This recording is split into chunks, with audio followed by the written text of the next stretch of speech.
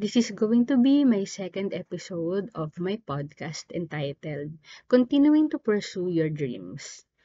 Kasi nung una akong gumawa ng podcast, walang script, lahat lang ng kung anong nasa utak ko, yun lang yung sasabihin ko. At kung ano yung nafe-feel ko at the moment. Wala, ginawa ko na lahat kasi pag ide-delay ko pa siya, mas made-delay din yung mga dreams ko. Especially kung ito naman yung gusto kong mangyari at ito yung gusto kong i-pursue. Una sa lahat, it's a great privilege for me to continue what I'm doing because naka-receive din ako ng mga ilan-ilang feedback that yung first episode ko daw nakarelate sila and kahit hindi nila sabihin or i-verbalize kung ano nararamdaman nila, sabi na lang, virtual hug. Which is, natuwa naman ako kasi at least hindi lang ako yung nakaramdam or nag-validate nung na-feel ko during the first episode.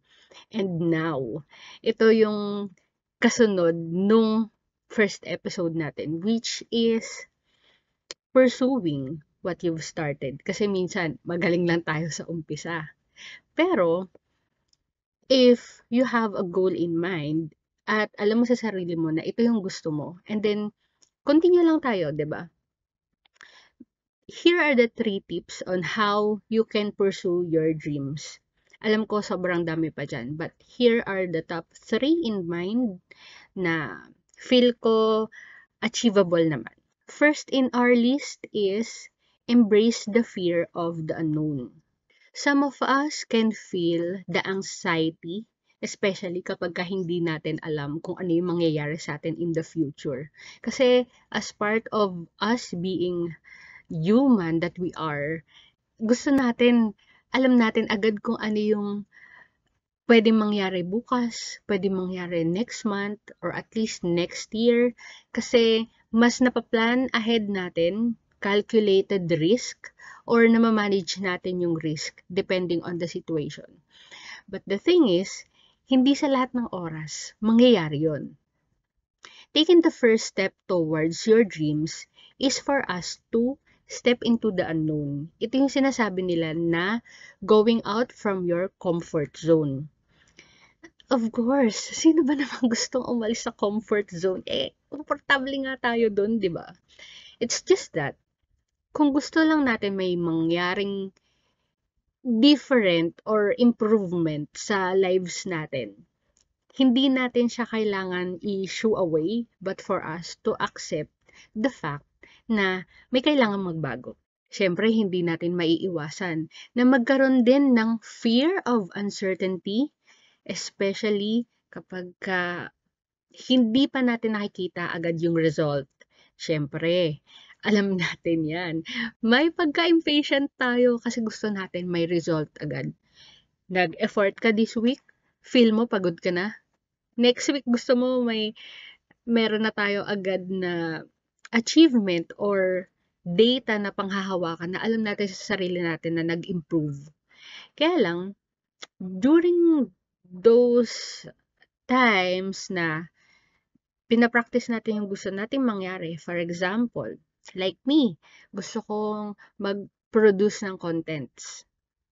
Gusto ko maging content creator, which is ginagawa ko naman na currently. It's just that, nagiging impatient lang ako kapag tumitingin ako sa data, ng mga numbers, sa data analysis. Ayan, mahilig kasi ako dyan eh.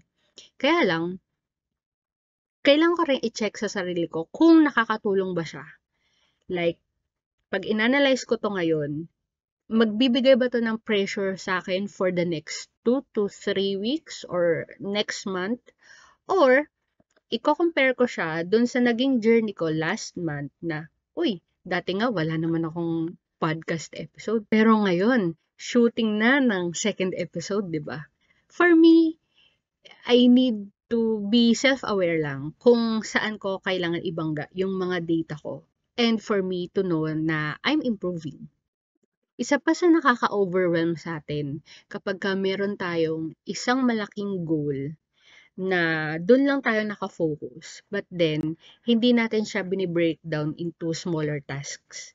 For example, ang goal mo within a year ay makapag-ipon ng 50,000 in your savings account.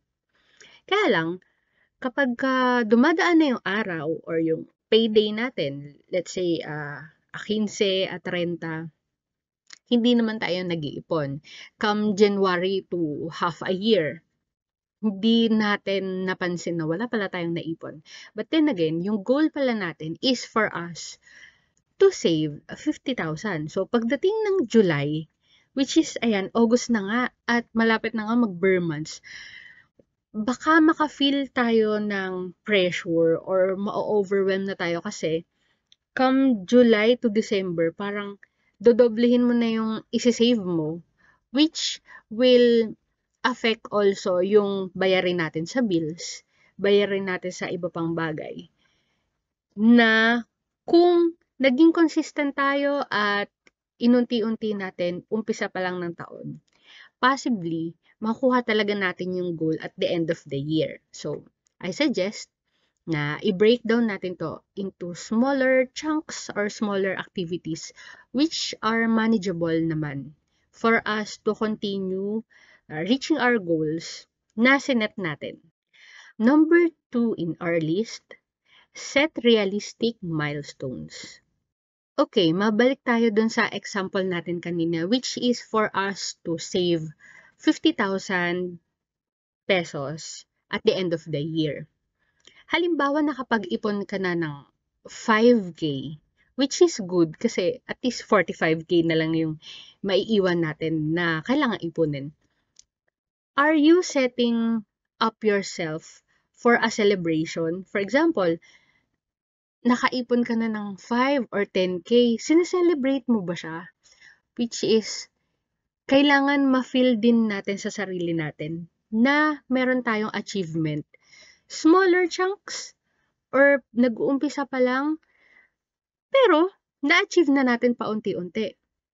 So, mas okay kung nagse-celebrate tayo ng accomplishments natin or progress. For me, kapag nangyari sa akin yan, gusto ko lang kumain ng ramen or ice cream. Well, hindi na coffee kasi tinigil ko na mag-coffee, pero at least sana ramen, di ba? Or kain ka ng masarap na pagkain na gusto mo, or i-celebrate mo siya the way that you will feel na na-achieve mo yung sinet mong goal for yourself. And last but not the least, persist through challenges. Ay nako, hindi talaga natin mapipigilan ang mga challenges na dumating sa buhay natin. For example, ako, kung kailang feel ko ready na ako mag-podcast, ready na, nakaset up na lahat, nakabili na ako ng mic, ng webcam, nakaayos na din yung laptop ko for, isushoot na lang, yan, shoot na lang kulang.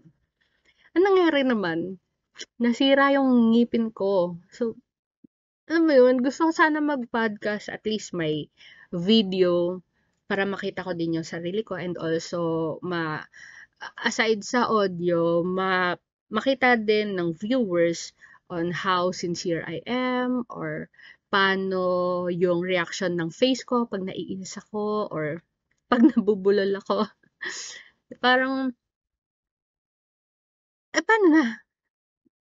Nasira na yung ngipin ko, so na-delay na naman yung plan ko. Naghintay ako ng 2 to 3 weeks or almost a month for me to recover. Kasi nga, hindi naman isang araw lang talaga yun aayusin ng dentist.